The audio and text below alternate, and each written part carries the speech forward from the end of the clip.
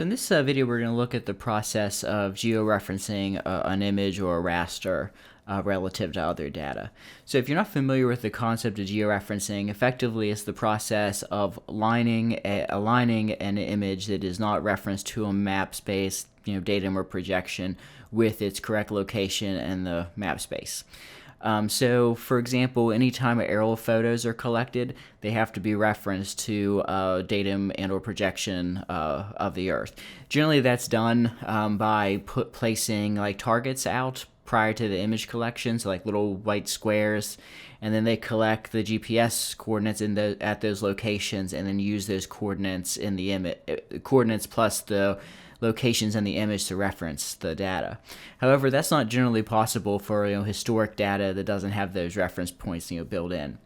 So what we tend to do in those situations is reference our data relative to an already referenced data source.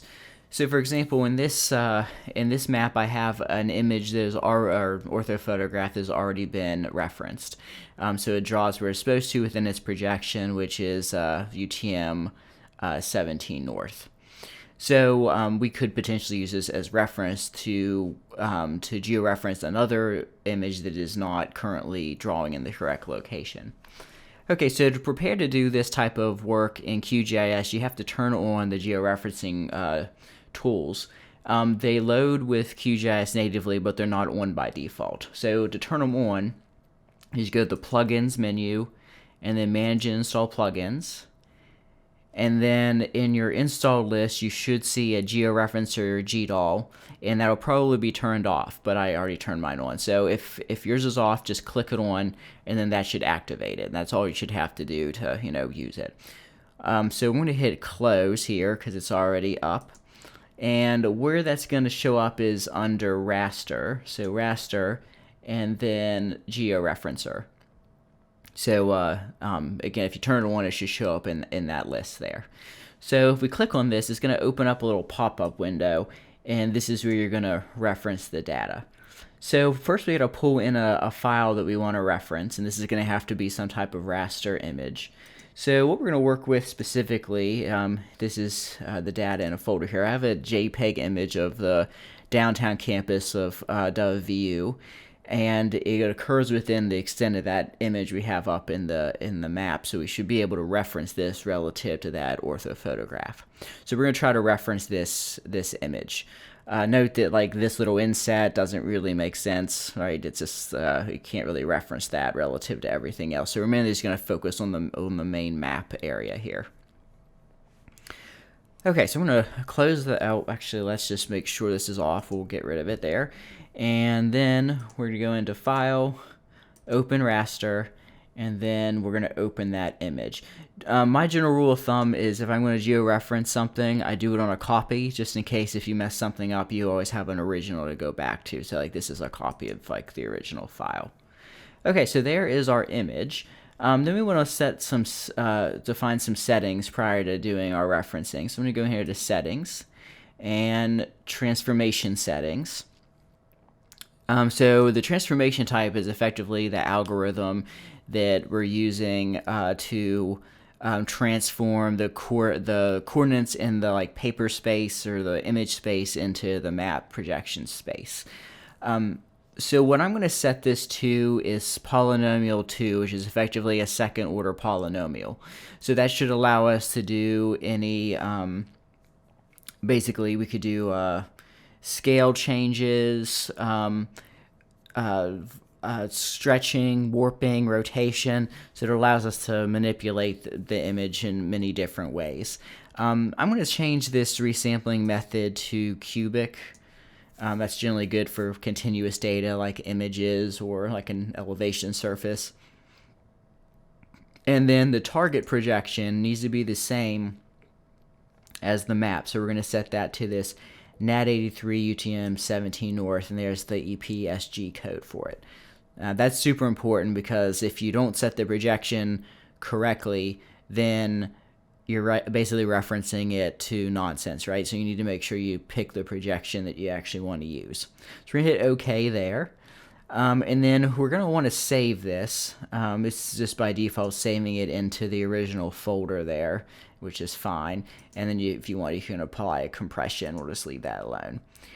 You can save the georeferencing points or the ground control points. We don't really need to do that. And you can set 0, use 0 for transparency. We won't need to do that either. And then you can also generate some reports. Let's do that because I think that could be informative. So I'm just going to dump it on my desktop. We'll call it Georef report. And that's going to come out as a PDF file. Oh, that's the map. And then the Georef report. Put that again on our desktop here. We'll see. We'll call it report.pdf. Save. And I'll change this one to map. So we can have a look at those when we're done. And then if we want, we could put load in QGIS when we're done. We'll just do that manually. So we'll leave that alone. Okay, so that looks reasonable. So let's hit OK there. Oh, we can also set a resolution, a target resolution. We'll just leave that alone for now. I don't really think that's necessary in this case. Okay, so we'll hit OK. And it looks like there wasn't any issues with that. I'm going to make this a little smaller here so we get the table up. Okay, so let's look at some of the buttons here. So you can load in control points if you have them. That, again, we already set the settings, so we don't really do that. You can add points, delete points, move or manipulate points, and then this is obviously to navigate around the map. Okay, so I'm going to start off by adding a point. Alright, so generally with this, you want to start with the from and then to the to. So you start with the location that you're wanting to reference and then go to the associated coordinate. Alright, so I'm going to click on this area here. This is some tracks. So now it wants us to put in a coordinate pair, but we don't actually know a coordinate pair. But what we're going to do is just grab it from the map canvas. So I'm going to do this from map canvas. And then that puts us back into the main map viewer here in QGIS. So now we're going to zoom in to that same location or close to it and click again. Okay, and then that grabs the coordinates. And then we'll hit OK. And now we should have one coordinate pair there in the space. How many you need just depends on the algorithm you're using. So for this one, I'm going to try to get like 4 to 6. I think 4 is always required for second order. I'm not 100% sure about that. I always forget. So we're going to do another point. So I'm going to click that. Again, same menu comes up. We'll do from map canvas. And again, it's good to, before you start to just have like have a look and make sure you again, from map, okay there. Again, it's good to have a look and make sure that you can find good points ahead of time. So some rules of thumb for good control points. I'm just going to talk while I create some others. You generally don't want to use like building rooftops, especially if you're using aerial photos, because you could have some issues with vertical relief displacement, like where the buildings lean. So that's going to offset it. So it's better to use things that are on the ground. Obviously, you need to use points that you can see in both the reference image and also in the what you're referencing. It's also good if they're spread out across the space, because if it's spread out, it's more likely to do a good job across the whole image. If you concentrate them, it might do good in that area, but not in other areas. That's generally easier said than done, because sometimes you just don't have good control points throughout the entire map space. So you got to do the best with what you have. It's not perfect by any means. Okay. All right. So again, we're building this up here. So now it's at 4. Let's try to find a few more. Maybe something across the river. There's not much over there. How about that point? I'm not 100% sure if I can find that in the other image. So I'm just gonna look real quick. I'm gonna go back to this the map screen and see if I can find that location. It's that bin there. Okay, yeah, I think I could find that. So let's go back here and we'll grab that point right there. Again, I'm just trying to spread them out as much as I can. And okay. And then let's shoot for one other point. Let's see. These are all pretty clustered. It probably would be good to maybe have one over here if we can find something. Let's see.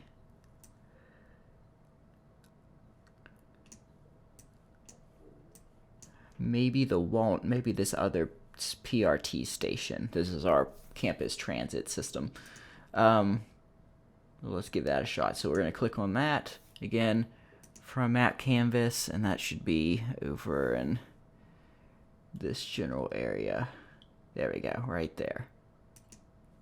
Okay, so that should now provide us with 5 reference points, and well, again, we've already picked an algorithm. So if we click this button, it should reference it for us and then save the output. So let's do that. So I'm going to hit run there. And it should have created that. Okay, yeah, so it was successful. All right, so now we should be able to close this window out. I'm going to exit out of that. If we want to save the points, we could. So if you click save, I'm not sure where that went. Probably went into a temporary folder, but the point is you can save them. So now let's try to pull in that image we just created and see if it lines up well. So I just refreshed the directory there just to make sure, and then that's the modified version. So I'm going to double click on that and zoom out a little. Okay, so this doesn't look too bad. Again, it's not going to be perfect. I mean, obviously, this is a complicated task, but it should be. Looks like it's pretty close. Again, it's good to have a look and make sure it doesn't look, ridiculous. Generally, if you've got good data, like survey grade data, it's pretty easy to reference things well. But again, we're limited. It's an old paper map and whatnot. But generally speaking, it doesn't look that bad. So now we've effectively created a version of that raster grid that actually has coordinate or georeference information associated with it, so that it draws correctly relative to the datum, which in this case is a UTM coordinate system. Okay, so let's have a look before we finish up at these PDFs.